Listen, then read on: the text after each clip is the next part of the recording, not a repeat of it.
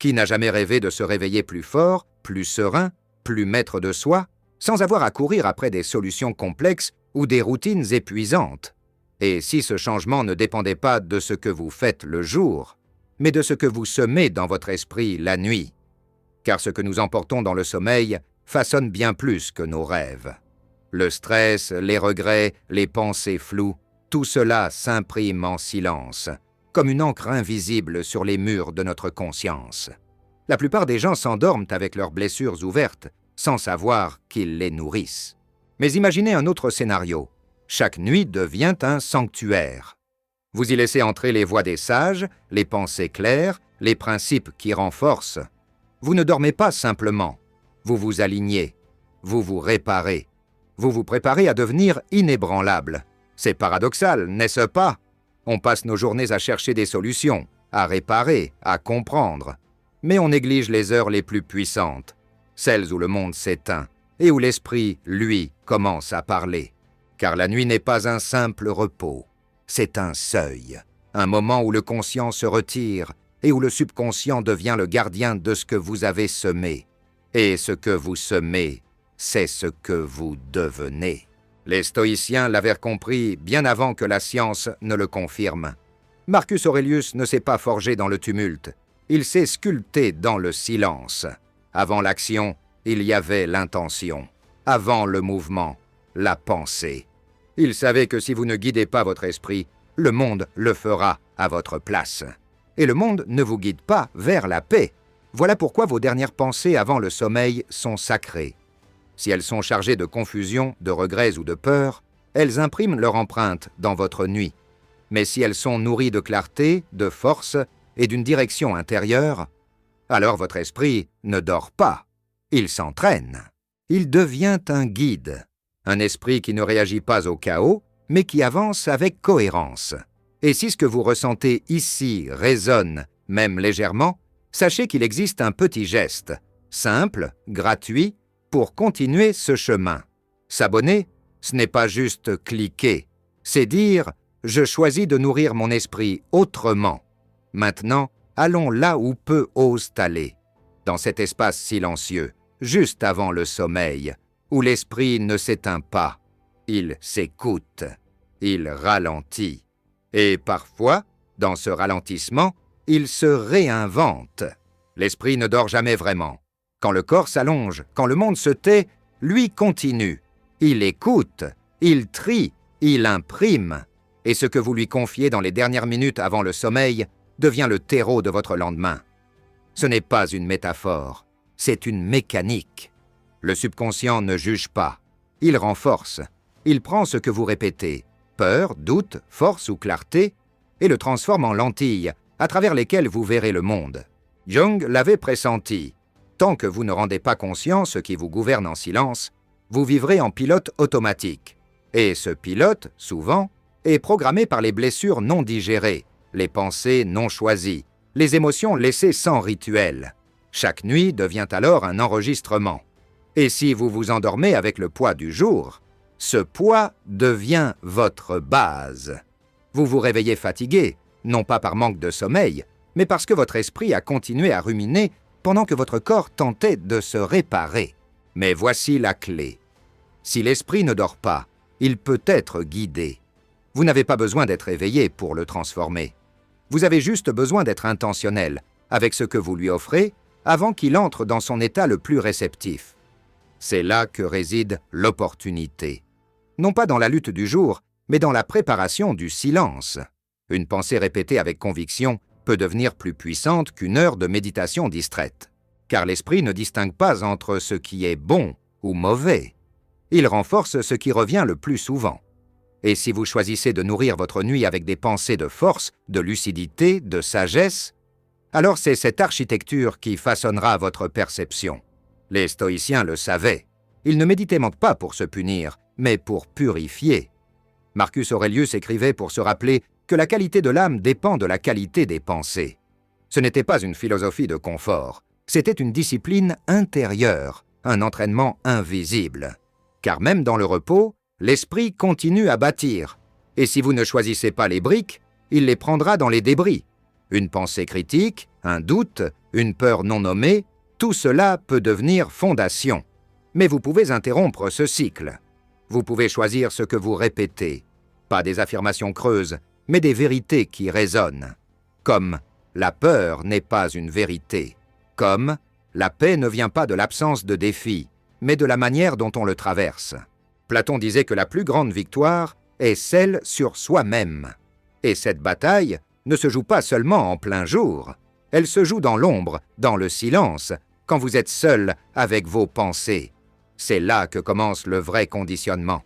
Et si vous ne guidez pas cette période, elle vous guidera. Chaque matin, vous vous lèverez avec des pensées recyclées, des émotions non choisies, mais si vous prenez soin de ce que votre esprit consomme avant le sommeil, vous changez la fondation sur laquelle repose votre vie. Et parfois, une seule ligne de sagesse, répétée avec sincérité, peut tout réorienter. Ce n'est pas la vérité qui façonne votre esprit, ni la sagesse, ni la justesse, c'est la répétition. Même les pensées les plus sombres, si elles sont répétées assez longtemps, finissent par venir et par se faire passer pour réelles. Voilà pourquoi les dernières minutes avant le sommeil sont sacrées. C'est là que le filtre conscient s'affaiblit, que les portes du subconscient s'ouvrent. Ce que vous murmurez à votre esprit dans ce moment de vulnérabilité, il l'enregistre, il le renforce. Si vous y déposez la peur, elle devient fondation. Si vous y déposez la clarté, elle devient direction. Et ce n'est pas le matin qui vous répare. C'est ce que vous avez semé avant de fermer les yeux. Le corps se repose. Mais l'esprit, lui, continue. Il classe, il absorbe, il imprime. Et si vous ne lui donnez pas de cap, il suivra les traces laissées par le chaos. Socrate disait que la vie non examinée ne mérite pas d'être vécue. Cela inclut les heures où l'on prétend ne pas vivre. Le sommeil n'est pas une pause, c'est une transition. Et si vous ne choisissez pas ce que vous y portez, vous serez modelé par défaut. Reprogrammer l'esprit ne demande pas de force. Cela demande de l'attention, de la clarté. Une seule question. Qu'est-ce que je veux que mon esprit porte vers demain? Car l'esprit ne fait pas la différence entre une pensée impulsive et une pensée choisie. Il renforce ce qui revient. Et les 5 minutes avant le sommeil comptent plus que les 5 heures qui suivent. C'est là que le script est écrit. C'est là que vous décidez quelle version de vous-même se lèvera. Pas besoin d'être parfait, pas besoin d'être savant, juste besoin d'être intentionnel. Commencez petit. Un mot, une idée, une vérité que vous voulez incarner. Répétez-la, laissez-la s'installer, laissez-la remplacer le bruit. Votre esprit l'écoute, même si vous ne l'entendez pas. Et plus vous le nourrissez de sagesse, plus il pense en accord avec ce que vous êtes vraiment. Pas ce que vous étiez hier, mais ce que vous avez choisi de devenir.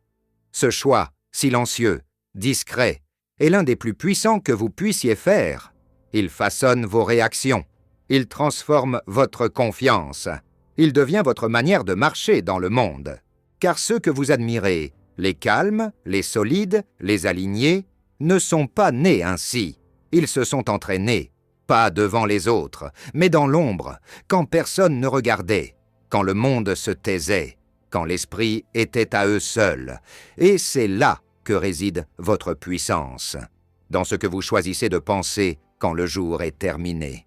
Les pensées que vous emportez dans le sommeil ne sont pas des échos, ce sont des fondations. Elles s'installent dans votre système nerveux, dans vos habitudes, dans votre image de soi. Et si vous ne les choisissez pas, elles vous choisissent. Le sommeil n'est pas une fin, c'est une continuité. Et ce que vous y portez devient votre lendemain. Platon disait que l'esprit devient ce qu'il contemple. Si vous terminez votre journée en contemplant la peur, vous vous réveillez plus tendu. Si vous la terminez en contemplant la paix, vous vous réveillez plus clair, non pas parce que le monde a changé, mais parce que vous avez changé la manière dont vous le percevez. La nuit vous offre une chance rare, celle de vous recentrer. Et chaque fois que vous l'avez saisie, vous avez semé quelque chose de plus grand que le repos. Mais combien de fois êtes-vous allé dormir avec le poids d'une blessure, d'un doute, d'une comparaison? Ces pensées ne s'effacent pas dans le sommeil, elles s'enracinent. Jung l'avait pressenti. Ce que vous refusez ne disparaît pas. Cela grandit. Et si vous ne rencontrez pas vos émotions avec compréhension, elles deviennent des filtres. Elles colorent vos paroles, vos choix, votre image de vous-même. Pourtant, il existe une autre voie. Une voie plus calme, plus puissante.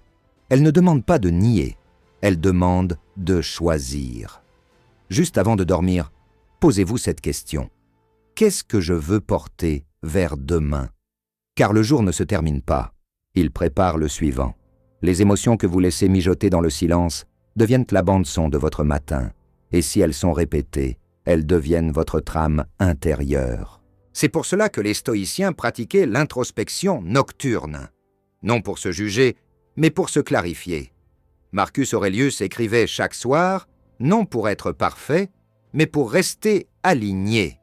Il voulait s'assurer que les pensées qu'il emportait au lit ne l'éloigneraient pas de l'homme qu'il aspirait à devenir. Vous n'avez pas à tout réparer avant de dormir. Vous avez juste à être conscient, car la conscience crée un espace. Et dans cet espace, vous pouvez choisir, relâcher, remplacer, réorienter. Ce choix discret devient votre identité. Non pas par des gestes spectaculaires, mais par des répétitions silencieuses. Surtout quand personne ne regarde. Surtout quand vous êtes seul avec votre esprit. C'est là que commence le vrai changement. Pas dans le tumulte du jour, mais dans le calme de la nuit. Quand vous décidez « Qu'est-ce qui nourrit mon subconscient ?» Socrate disait que le secret du changement n'est pas de lutter contre l'ancien, mais de construire le nouveau. Laissez cette pensée vous guider. Ne vous perdez dans la relecture des erreurs. Ce n'est pas de la réparation. C'est de la souffrance déguisée en réflexion. La vraie réparation commence quand vous choisissez une autre histoire. Quand vous remplacez la honte par la clarté, l'anxiété par la foi. Et non, cela ne veut pas dire que tout va bien. Cela veut dire que vous traitez votre douleur avec compassion, pas avec jugement. Cela veut dire que vous vous dites « Oui, aujourd'hui fut difficile, mais je n'ai pas besoin d'emporter cette dureté dans mon repos. » Cela veut dire que vous reconnaissez que la croissance n'est pas toujours bruyante. Parfois, elle est une pensée douce qui s'installe dans le silence. L'esprit retient ce qui est répété. Il croit ce que vous lui dites souvent. Et la chose la plus puissante que vous puissiez faire, c'est de l'entraîner à croire en votre capacité à vous relever, à rester centré, à avancer, même quand le monde ne vous regarde pas. Cette version de vous, celle qui choisit la paix plutôt que la panique, la sagesse plutôt que la peur, ne vient pas du hasard. Elle vient de ce que vous portez au lit et de ce que vous décidez de laisser derrière vous. Car quand le monde se calme, votre esprit parle plus fort. Et dans ce silence, vos pensées ont enfin la scène pour se révéler. Ce que vous y semez devient ce que vous êtes. C'est dans les dernières minutes avant le sommeil que vos croyances les plus enfouies remontent. Ce moment n'est pas un simple silence, c'est un programme. L'esprit, alors vulnérable et réceptif, absorbe tout ce que vous lui offrez sans filtre. Et ce qu'il absorbe devient la base invisible de votre réalité du lendemain. Car pendant que votre conscience se retire, votre subconscient travaille. Il ne juge pas, il ne trie pas, il répète. Et si vous vous endormez avec l'idée que vous n'êtes pas assez, cette pensée ne s'évapore pas au matin. Elle s'installe. Elle colore vos interactions, votre confiance, vos décisions. Jung l'avait dit, tant que l'inconscient n'est pas rendu conscient, il dirige votre vie. Et c'est exactement ce que font les pensées nocturnes. Elles deviennent le script silencieux de votre journée. Et parce qu'on ne les interroge jamais, elles s'imposent sans résistance. Les stoïciens savaient que le vrai contrôle ne commence pas dans le monde, mais dans l'esprit. Et le moment le plus négligé pour exercer ce contrôle, c'est juste avant de dormir. Car votre journée ne commence pas avec le réveil. Elle commence avec ce que vous avez laissé résonner dans votre esprit la veille. Si vous vous endormez dans le stress, vous vous réveillez en mode survie. Votre cerveau cherche déjà les menaces. Vous devenez réactif, tendu, fermé. Mais si vous vous endormez dans la paix, même imparfaite, vous vous réveillez avec une base plus stable. Ce n'est pas le monde qui doit être parfait, c'est votre monde intérieur qui doit être clair. Platon disait que le commencement est la partie la plus importante du travail. Et ce commencement, c'est ce que vous murmurez à votre esprit dans le silence. Si vous le remplissez de regrets ou de distractions, ne soyez pas surpris si votre matin est lourd. Vous n'êtes pas brisé. Vous suivez simplement le chemin émotionnel que vous avez tracé la veille. Ce n'est pas une question de pensée positive. C'est une question d'alignement. D'offrir à votre esprit des pensées vraies, puissantes, réparatrices. Comme « je peux lâcher ce que je ne contrôle pas » ou « ce retour ne me définit pas » ou simplement « j'ai traversé cette journée et je suis encore là ». Ce ne sont pas des illusions, ce sont des vérités que le bruit du jour nous fait oublier. Mais dans le silence de la nuit, elles peuvent redevenir des fondations. Socrate invitait ses élèves à prendre soin de leur âme plus que de leur corps. Mais combien d'entre nous nettoient même leur esprit avant de dormir? On éteint les lumières, on règle les alarmes. Mais on oublie de vérifier les histoires qu'on va renforcer. Et alors, on se demande pourquoi la vie semble nous traverser au lieu de nous répondre. Ce n'est pas le destin, c'est l'habitude, c'est la répétition, c'est le fait de laisser les anciennes pensées continuer leur défilé sans jamais en choisir de nouvelles. Voilà pourquoi la réflexion nocturne est essentielle. Pas pour se punir, pour se clarifier, pour se demander « qu'est-ce que je porte qui ne me sert plus ?» Même sans réponse, cette question ouvre une porte. Elle dit à votre subconscient « je suis prêt à grandir, je suis prêt à voir autrement ». Et cette volonté, même discrète, est puissante, car le changement ne demande pas la perfection, il demande l'intention. Dormir en paix, ce n'est pas fuir le monde, c'est se préparer à le traverser avec plus de justesse. Ce n'est pas le pouvoir sur les autres, c'est le pouvoir sur soi. Il y a une forme de puissance rare, celle de répondre au lieu de réagir, de rester centré quand tout vacille, de choisir sa prochaine pensée, même quand la peur murmure à l'oreille. Cette force ne vient pas de la volonté brute, elle naît dans l'ombre, quand personne ne regarde. Elle se forge dans les pensées que vous semez le soir, quand le monde se tait. Ce n'est pas une alerte, c'est une invitation, une preuve que vous n'êtes pas prisonnier de vos anciens récits. Vous pouvez intervenir, réécrire, une pensée à la fois, une nuit à la fois. L'esprit ne s'arrête jamais, alors donnez-lui de quoi bâtir. Le soir n'est pas seulement un repos, c'est un réalignement, une évolution silencieuse. Mais attention à ce qui se déguise en sagesse. L'overthinking porte le masque de la prudence. Il se présente comme réflexion, comme préparation. Mais en réalité, il épuise. Il vous enferme dans une boucle mentale sans issue. La vraie réflexion vous élève. Elle vous offre clarté, acceptation, parfois même résolution. L'overthinking, lui, vous fige.